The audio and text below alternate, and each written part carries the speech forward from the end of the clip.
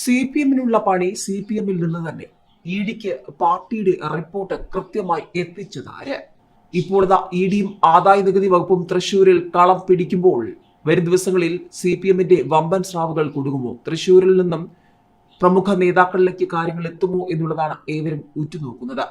മാത്രമല്ല, CPM ബാങ്കിൽ നിന്നും പിൻവലിച്ച വൻ തുകയെ പറ്റിയുള്ള അന്വേഷണവും സജീവമായതോടെ ആ വഴിക്കും ചോദ്യങ്ങളാണ്. തൃശൂർ കരുവന്നൂർ ബാങ്ക് തട്ടിപ്പിൽ CPM-ന്റെ റിപ്പോർട്ട് ഇഡിക്ക് ചോർത്തി നൽകിയത് പാർട്ടിയിൽ നിന്ന് തന്നെ. ഒടുവിൽ സംസ്ഥാനത്തെ CPM-ന് ശരിക്കും കുരുക്ക് മുറുകുക തന്നെയാണ്. കരുവന്നൂർ ബാങ്ക് തട്ടിപ്പിൽ CPM-ന്റെ റിപ്പോർട്ട് ഇഡിക്ക് ചോർത്തി നൽകിയത് പാർട്ടിയിൽ നിന്ന് തന്നെ. ഇഡിക്ക് പുറമെ MM വർഗീസിനെ ചോദ്യം ചെയ്ത് ആദായ നികുതി വകുപ്പും ഫോണും പിടിച്ചെടുത്തു. കണക്കുകൾ വിശദീകരിക്കാനാകാതെ വർഗീസ് മുന്നോട്ട് പോയാൽ വരും ദിവസങ്ങളിൽ ആരൊക്കെ വീഴും എന്നുള്ളതാണ് ഏവരും ഉറ്റുനോക്കുന്നത്. കരുവന്നൂർ ബാങ്ക് തട്ടിപ്പിനെ കുറിച്ച് CPM നടത്തിയ അന്വേഷണത്തിന്റെ റിപ്പോർട്ട് പാർട്ടിയിൽ നിന്ന് തന്നെ ഇഡിക്ക് ചോർത്തി നൽകി. പാർട്ടി ജില്ലാ സെക്രട്ടേറിയറ്റിൽ മാത്രമേ ഈ രേഖ അവതരിപ്പിച്ചിട്ടുള്ളൂ. 31 പേജുള്ള ഇതിന്റെ പൂർണ്ണരൂപം ഇഡിക്ക് കിട്ടിയിട്ടുണ്ടെന്നാണ് പാർട്ടി മനസ്സിലാക്കിയ വിവരം. ഈ രേഖയുടെ അടിസ്ഥാനത്തിലാണ് PK ബിജുവിനെയും MM വർഗീസിനെയും PK ഷാജനെയും ചോദ്യം ചെയ്യുന്നത്. അന്വേഷണ റിപ്പോർട്ടില്ലെന്ന് പറയാനാണ് പാർട്ടി നേതൃത്വം നിർദ്ദേശിച്ചതെന്ന് അറിയുന്നു. എന്നാൽ ഇഡിയുടെ കൈവശം ഇതുണ്ടെന്ന് വന്നതോടെ പ്രതിരോധം പറ്റാതായി. അന്വേഷണ കമ്മീഷനായി പാർട്ടി നിയോഗിച്ചിരുന്നത് പാർട്ടിയുടെ ജില്ലാ ചുമതലയുള്ള സംസ്ഥാന സെക്രട്ടേറിയറ്റ് അംഗം PK ബിജുവിനെയും ജില്ലാ സെക്രട്ടേറിയറ്റ് അംഗം PK ഷാജനെയുമാണ്. ഇരിങ്ങാലക്കുട ഏരിയ കമ്മിറ്റി ചുമതലക്കാർക്ക് വീഴ്ച പറ്റിയെന്ന ജില്ലാ നേതാക്കൾക്ക് ജാഗ്രത കുറവുണ്ടായെന്നുമായിരുന്നു കണ്ടെത്തൽ. 2021 മെയ്യിൽ നടന്ന സെക്രട്ടേറിയറ്റ് യോഗത്തിൽ ഈ രേഖ ചർച്ച ചെയ്തിരുന്നു. 10 അംഗങ്ങൾക്കും പകർപ്പ് നൽകി, മറ്റാർക്കും കൊടുത്തിട്ടില്ല. പിന്നീട് ഇരിങ്ങാലക്കുട ഏരിയ കമ്മിറ്റി യോഗത്തിൽ 2 സംസ്ഥാന കമ്മിറ്റി അംഗങ്ങൾ ഈ റിപ്പോർട്ടിന്റെ പൂർണ്ണ രൂപം റിപ്പോർട്ട് ചെയ്തിരുന്നു. ഈ 2 സംസ്ഥാന കമ്മിറ്റി അംഗങ്ങൾക്കും പകർപ്പ് നൽകി. മറ്റ് ഏരിയ കമ്മിറ്റികളിൽ ഉള്ളടക്കം മാത്രമാണ് റിപ്പോർട്ട് ചെയ്തത്.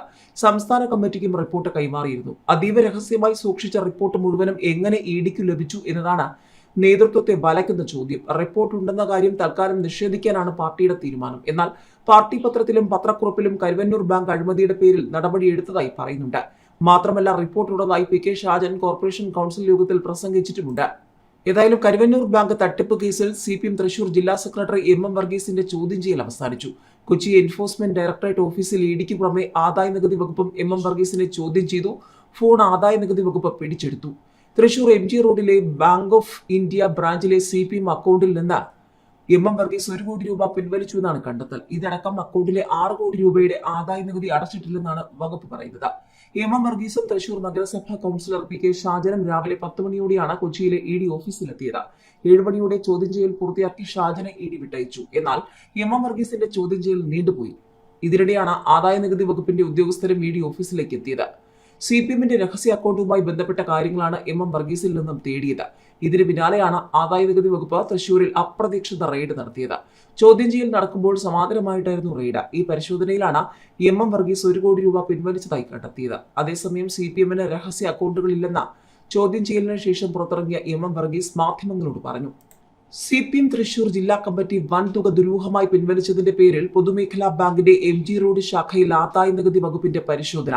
തുക പിൻവലിച്ച കാര്യം പാർട്ടി സമർപ്പിച്ച ഓഡിറ്റ് റിപ്പോർട്ടിൽ മറച്ചുവെച്ചതിന്റെ പേരിൽ ജില്ലാ സെക്രട്ടറിയും സംസ്ഥാന കമ്മിറ്റി അംഗവുമായ MM വർഗീസിനെ കൊച്ചിയിൽ ED ഓഫീസിൽ IT ഉദ്യോഗസ്ഥർ ചോദ്യം ചെയ്തിരുന്നു.